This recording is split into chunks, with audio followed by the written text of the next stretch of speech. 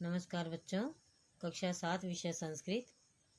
बच्चों, आपकी किताब में संकलनात्मक मूल्यांकनम फर्स्ट दिया गया है, जो कि बच्चों पेज नंबर 46 पर है। बच्चों, अब तक आपने जो जितने भी पाठ पढ़े हैं उसी के आधार पर यहाँ पर प्रश्न दिए गए हैं। तो आइए इस प्रश्न पत्र को हल करें। पहला प्रश्न है, अधोलिखितम अनुच्छेदम पठित्वा प्रश्नान उत्तरत।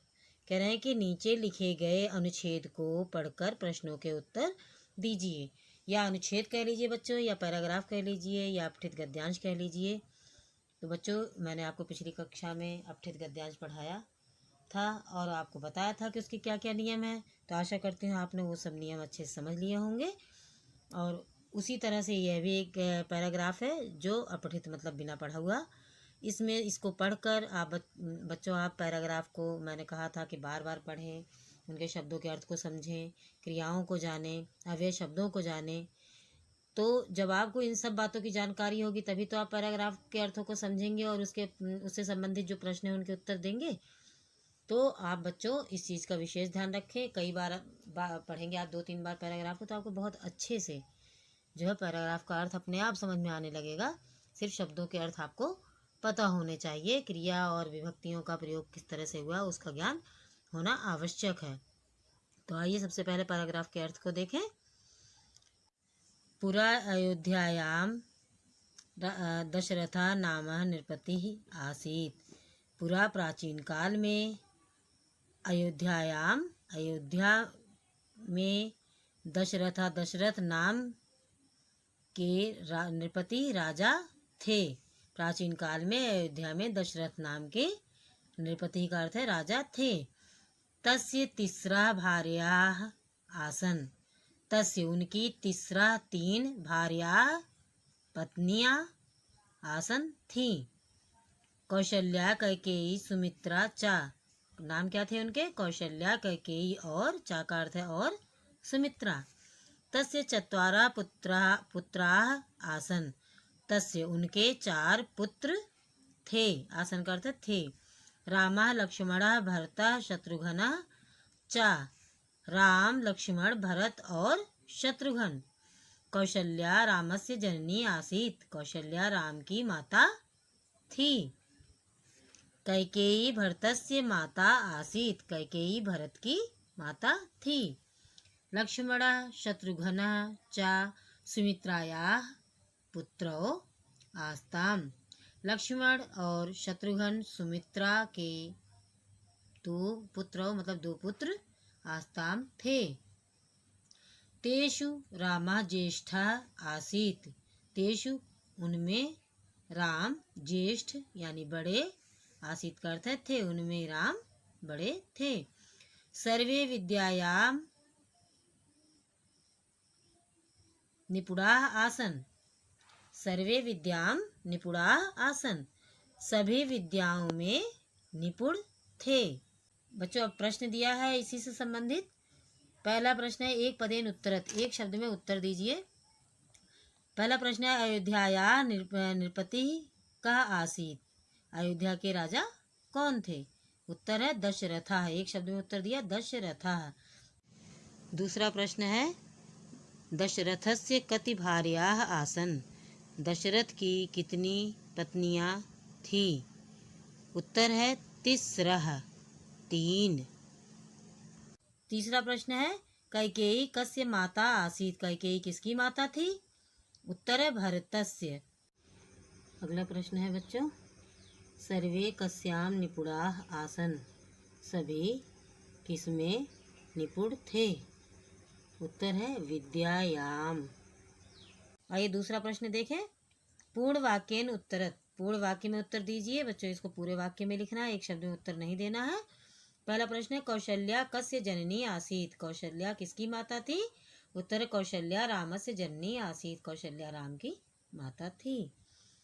दूसरा प्रश्न है, दशरथस्य कति पुत्राः आसन। दशरथ के कितने पुत्र थे? उत्तर है दशरथस्य 4 पुत्राः आसन। दशरथ के 4 पुत्र थे। अगला प्रश्न है बच्चों, उचितम उत्तरम समक्षम इति चिन्हेन चिन्ही कुरुत। कह रहे हैं कि सही उत्तर के सामने सही का चिन्ह लगाइए या उचित उत्तर के सामने सही का चिन्ह या निशान लगाइए। तो आइए देखें, पहला प्रश्न है भरतस्य इति पदे का विभक्ति। कह रहे भरत इस पद में, भरतस्य इस पद में, इस शब्द में कौन सी विभक्ति है। तो भरतस्य, अगर आपको बच्चों बालक का देव का रूप याद होगा तो आप अच्छे से जान लेंगे। बच्चों 4 ऑप्शन दिए गए हैं। पहला है प्रथमा, द्वितीय है, दूसरा है षष्ठी, तीसरा है पंचमी और चौथा है सप्तमी। तो भरतस्य पद की सही विभक्ति है षष्ठी। षष्ठी भरतस्य की सही विभक्ति है। अगला प्रश्न है नृपति इत्यस्य समानार्थक पदम किम। क्या नृपति इत्यस्य इसका समानार्थी शब्द कौन सा है, इसके समान दूसरा। जैसे कि एक ही चीज को कितने नामों से बुलाया जाता है, जैसे आप किताब को किताब भी कहते हो, पुस्तक भी कहते हो। तो इसी तरह से कह रहे नृपति ही एक तरह समानार्थक शब्द बच्चों पर्यायवाची शब्द ही होते हैं, हमने आपको पहले भी बताया है। तो आइए देखें, इसमें से नृपति के समान दूसरा शब्द कौन सा है। पहला है ऑप्शन में जननी, दूसरा है पति, तीसरा है भूपति, चौथा है निपुणा। तो नृपति को हम क्या कहते हैं, भूपति। भूपति तीसरा शब्द सही है। सा जो है नृपति के समान जो है सही शब्द है भूपति। तीसरा प्रश्न है ज्येष्ठ इति पदस्य विलोम पदम किम। ज्येष्ठ इस शब्द का विलोम शब्द क्या होगा। तो आइए ऑप्शन देखें, पहला है अग्रजा, दूसरा है भगिनी, तीसरा है कनिष्ठा, चौथा है भ्राता। तो ज्येष्ठ का अर्थ होता है बच्चों बड़ा, तो उल्टा क्या हुआ, छोटा हुआ ना। छोटे को क्या कहते हैं, कनिष्ठा। ज्येष्ठ का विलोम शब्द हुआ कनिष्ठा। तीसरा शब्द सही, उसके आगे सही का निशान लगाया। चौथा प्रश्न है पुरा अयोध्यायाम दशरथा नाम नृपति आसीत इत्यत्र अव्यय पदम किम। कह रहे हैं कि इसमें अव्यय पद कौन सा है, अव्यय शब्द कौन सा है।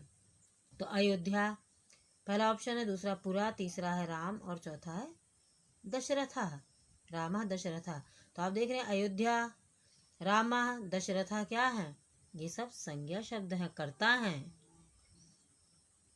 लेकिन पुरा क्या है, अव्यय शब्द है। प्राचीन काल में पुरा के आगे हमने सही का निशान लगाया, यह अव्यय शब्द है बच्चों हमारा। आइए अब अगला प्रश्न देखें। प्रश्न नंबर 2 है बच्चों, अधोलिखितानि वाक्यानि घटनाक्रमानुसारम लिखत। कह रहे हैं कि निम्नलिखित वाक्यों को घटना के क्रम के अनुसार लिखिए। बच्चों यहाँ पर घटनाएं दी हुई हैं, जो हिरण की और उसकी 4 मित्रों की कथा है कि हिरण जाल में फंस गया था, उसी पार्ट से यह घटना दी गई है। इसको ये लाइनें उल्टी आगे पीछे लिखी हुई हैं, हमें इसको सही क्रम में लिखना है।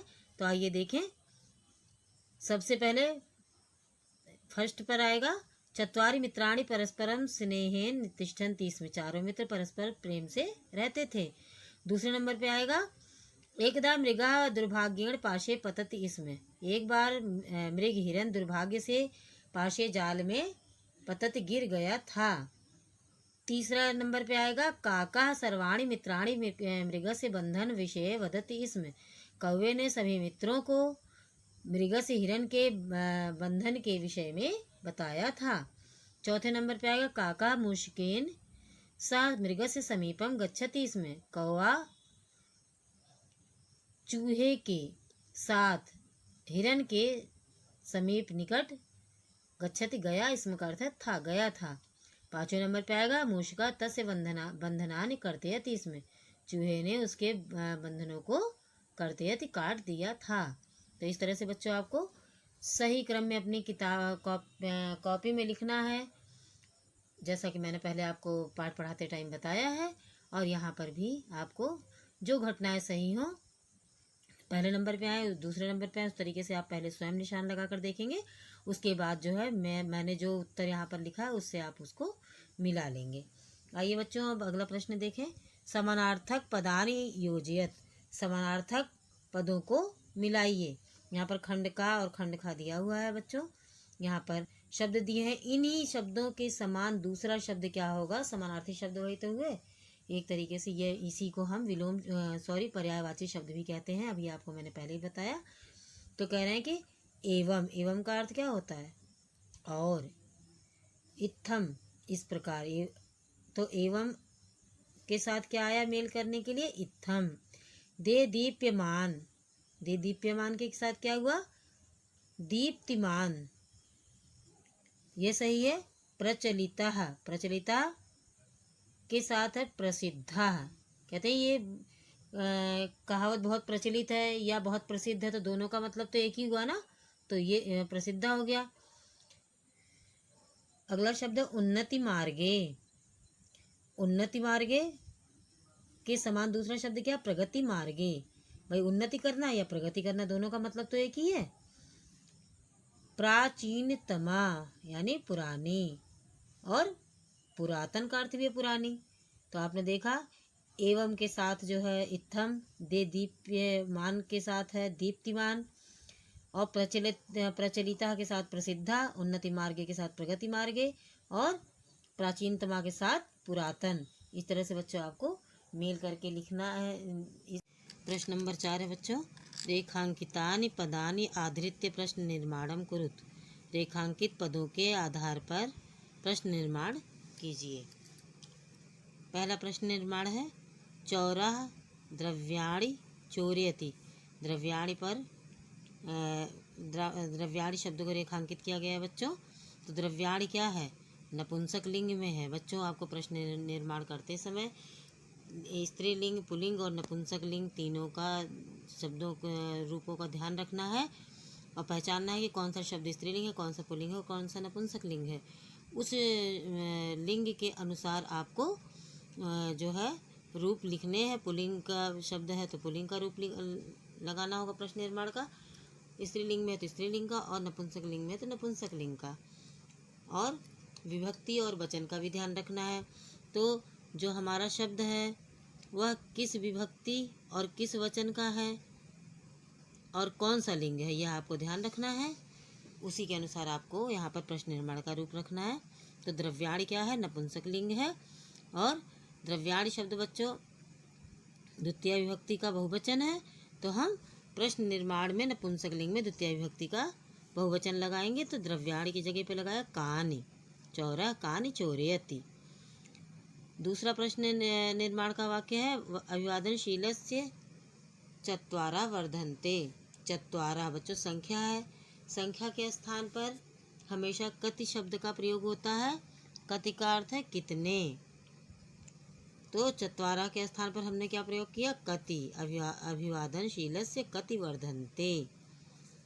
यहाँ पर हमने देखा कि संख्यावाची शब्द है। अगला वाक्य है, अस्माकं भारतस्य देदीप्यमान नक्षत्र अबुल कलामः। अबुल कलामः क्या है? नाम है, और पुल्लिंग है, और एक वचन में है। तो हम पुल्लिंग का प्रश्न निर्माण का शब्द रूप लगाएंगे, और एक वचन में लगाएंगे और प्रथमा विभक्ति में लगाएंगे। तो क्या लगाया हमने? अबुल कलामः के स्थान पर कः। अस्माकं भारतस्य देदीप्यमानः नक्षत्रः कः। अगला वाक्य है, बाला परीक्षायाम उत्तरम पृच्छति। बच्चों परीक्षायाम, परीक्षायाम कौन सा लिंग है? स्त्रीलिंग है, और सप्तमी विभक्ति है, एक वचन है। तो हम सप्तमी विभक्ति एक वचन का रूप स्त्रीलिंग में प्रश्न निर्माण का लगाएंगे। ये लिखेंगे इसके स्थान पर, परीक्षायाम के स्थान पर। तो क्या आएगा? सप्तमी विभक्ति का एक वचन स्त्रीलिंग में कस्याम, बाला कस्याम उत्तरम पृच्छति। अगला वाक्य, चंद्रः तमो हन्ति। चंद्रमा अंधकार को दूर करता है। तो अंधकार को दूर करता है, तो को किसको दूर करता है? किसको के लिए क्या आया? जो है इस तरह से आप हिंदी में भी बोल सकते हैं, प्रश्न बना सकते हैं। चंद्रमा किसको दूर करता है? अंधकार को। तो किसको के स्थान पर क्या आया? कम। चंद्रः कम हन्ति। इस तरह से बच्चों प्रश्न निर्माण का जो है वाक्य हमने बनाया। आप हमेशा स्त्रीलिंग, पुल्लिंग, नपुंसक लिंग का ध्यान रखें, किस वचन और किस विभक्ति में है इसका ध्यान रखते हुए उस शब्द के स्थान पर जिसमें हमें प्रश्न निर्माण करना है या जिस शब्द के नीचे रेखा खींची गई है, उसको रेखांकित किया गया है, वह किस विभक्ति किस वचन का और किस लिंग का, उसी के अनुसार हमें प्रश्न निर्माण के भी शब्द रूप जो है उसी विभक्ति उसी वचन और उसी लिंग में रखने होते हैं। तो बच्चों, आशा करती हूँ जितना मैंने आपको पढ़ाया अच्छे से समझ में आया होगा। आप इसे अपनी किताब में कर लेंगे। जिस तरह से मैंने बताया है करने के लिए, उसी तरह से आप इस कार्य को करेंगे। इसके आगे का भाग बच्चों हम अगली कक्षा में पढ़ेंगे। इसी के साथ धन्यवाद।